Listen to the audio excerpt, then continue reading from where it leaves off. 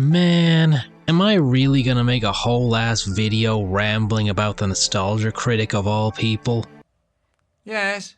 Way back in the mythical, fog-shrouded year of 2007, a young man by the name of Doug Walker would upload a YouTube video that would go on to define the rest of his life.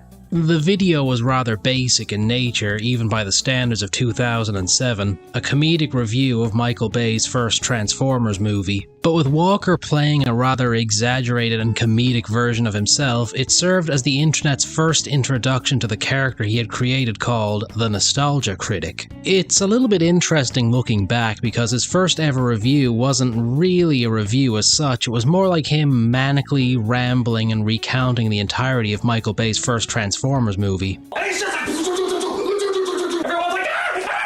While in the middle of a truly amazing PCP binge, might I add.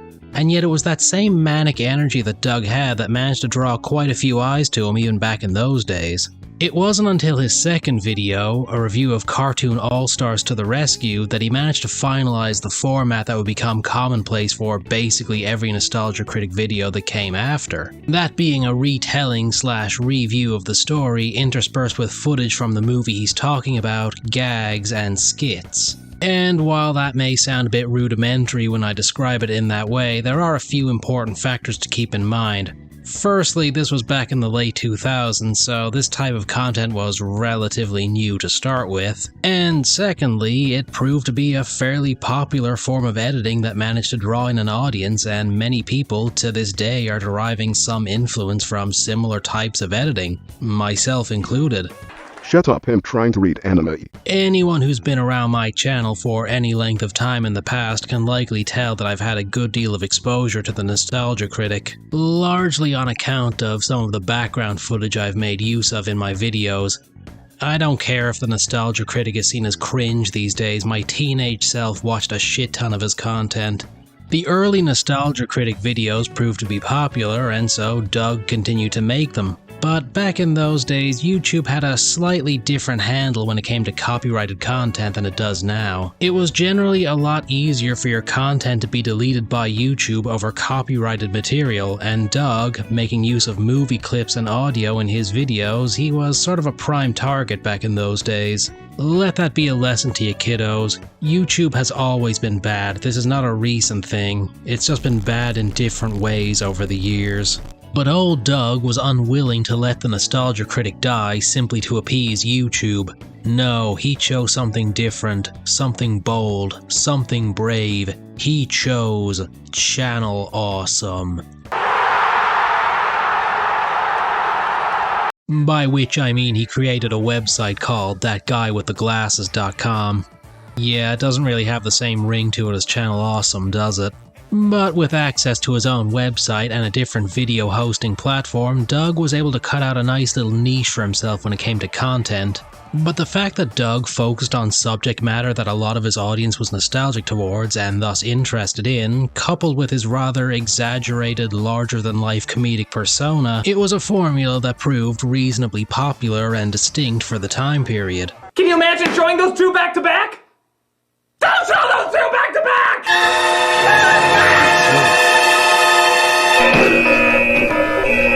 And it wasn't long until that guy with the glasses started to host other content creators who were similarly dissatisfied with YouTube's methods at the time. People with a format similar to Doug, but usually focusing on different subject matter. Undeniably, some of the most popular and distinct content creators from this era of the site would include Linkara, Angry Joe, Spoonie, Lindsay Ellis, and, of course, Guru Larry. And there was like, I don't know, a bajillion other people hosting their videos on that site. Some of them are probably still making content to this day, I guess. But while the other members of what would become known as Channel Awesome carved out their own audiences, Doug was undeniably the main breadwinner of the site.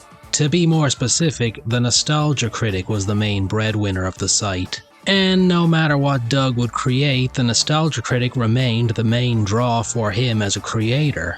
Sometimes foreshadowing is relatively obvious. Melvin Brother of the Joker remains a certified hood classic, I don't care what anyone says. A fond shout out to all my fellow Melvin maniacs out there.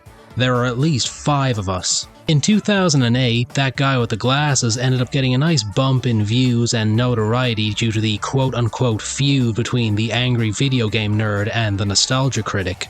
At the time, there had been a bit of a fandom war between fans of both characters because people seemed to accuse the nostalgia critic of being an AVGN ripoff. I don't think the allegation was particularly fair to make. I mean, a lot of the similarities people pointed to seemed rather superficial. Of course, it's important to keep in mind that back in the mid to late 2000s, there were plenty of people just straight up ripping off AVGN, so I guess I can't fault people for being a little paranoid. But James Rolfe and Doug Walker, both being rather affable guys, decided to just lean into the rivalry and play it up for yucks. A move that managed to draw in quite a few views and led to cross-pollination of both of their fandoms. In retrospect, people getting so hyped over Nostalgia Critic meeting Angry Video Game Nerd probably seems fairly crazy to modern audiences. I guess the Zoomer equivalent would be something totally implausible like, oh, I don't know, Dream having a very public Twitter feud with the voice actor for Gumball. What the fuck? As the years went on and Channel Awesome grew in both popularity and scale, they commemorated each anniversary with a feature-length movie, where all of Channel Awesome's reviewers would gather together for a very long adventure. These movies being Kick-Assia, Suburban Nights, and To Boldly Flee. Yeah, they're not very good movies. I guess Kick-Assia is fine in a so bad it's good kind of way, but the other two, ooh, they are rough. To Boldly Flee is inexplicably over 3.5 hours long, and boy do you feel every minute. But if you were to watch any of these movies and get a sort of student film vibe where everyone present is friends just goofing off and having a good time, you would be wrong. Yeah, it's kind of impossible if you're talking about the Nostalgia Critic to not bring up the huge neon elephant in the room that is the downfall of Channel Awesome as it once was. Personally, I don't want to get too bogged down in discussing the particulars of the allegations that came out against Doug Walker and Channel Awesome as an institution. It's a pretty massive topic that deals with some fairly heavy stuff in some of the allegations, and frankly, it's the kind of thing that warrants its own video. I just want to talk about the funny, wacky, woohoo glasses man, for God's sake. But from my own personal reading of the allegations, Doug doesn't really come across as intentionally malicious in any of it. At worst, he's a little bit spineless or ignorant or mildly insensitive towards people. Still not a great look, but hell, considering how internet drama usually goes, it could have been a whole lot worse. To Boldly Flee marked the first step towards the complete dissolution of thatguywiththeglasses.com, where the whole stable of old reviewers was gradually scattered to the wind. But, even more devastating than that, it also marked the death of the Nostalgia Critic.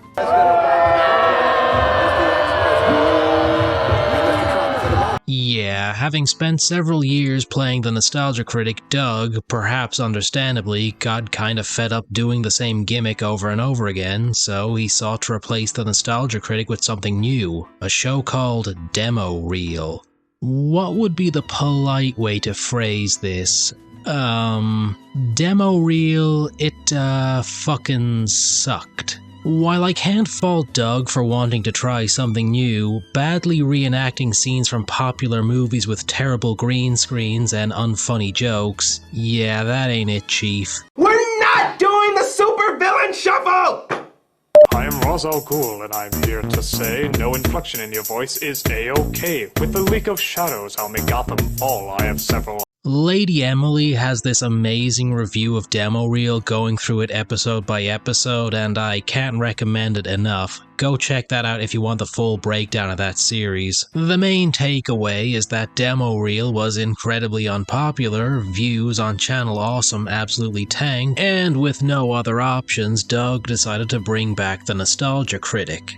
But Doug wasn't willing to entirely abandon everything about Demo Reel, for better or worse, and instead decided to bring a few elements from that series to the newly revived Nostalgia Critic. Most notably his new reoccurring co-stars and the propensity towards reenacting scenes from movies with bad green screen live-action skits. This was way back in 2014, and the Nostalgia Critic episodes since then have, basically been the exact same in terms of style and format. I mean, to be fair to Doug, there would of course be occasional episodes where he and his crew would try something a little bit different, but for the most part, the average Nostalgia Critic episode from 2015 looks largely indistinguishable from the average Nostalgia Critic episode from, say, 2022. And as for those occasional divergences into new formats, that's how we ended up with his The Wall review, a video so bad that it managed to scoop him straight back up into relevancy because just about everyone on the internet was clowning on the guy.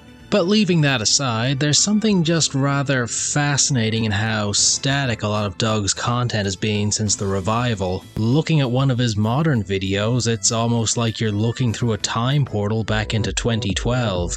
In a stroke of pure cosmic irony, watching the Nostalgia Critic these days is, well, nostalgic. Doug may well have slithered into the shadows of obscurity, unknown to everyone except the most die-hard of Nostalgia Critic fans who still remained, were it not for one major thing that's happened in the past few years. Chris O'Neill of Oneyplays being absolutely obsessed with Nostalgia Critic jokes and references, enough to fill hour-long compilations. And the last thing you see is me looking at like this beautiful sunset, and I have like this single tear going down, and I'm just like, I don't get it. Like, I want to understand the beauty of the sunset, but I'm too stupid to get. The size of Oneyplays as a channel, coupled with the sheer regularity and volume of these jokes, has led to a sort of resurgence of interest into the Nostalgia Critic. From older fans who were reminded of his existence through these regular jokes, through to newer fans who hadn't heard of him but, well, seeing him referenced so frequently on Oneyplays managed to get people intrigued in his content. And Doug, showing a great deal of common sense, has absolutely leaned into these jokes and memes, fully embracing them and giving Oneyplays his support for their constant references and jokes towards him.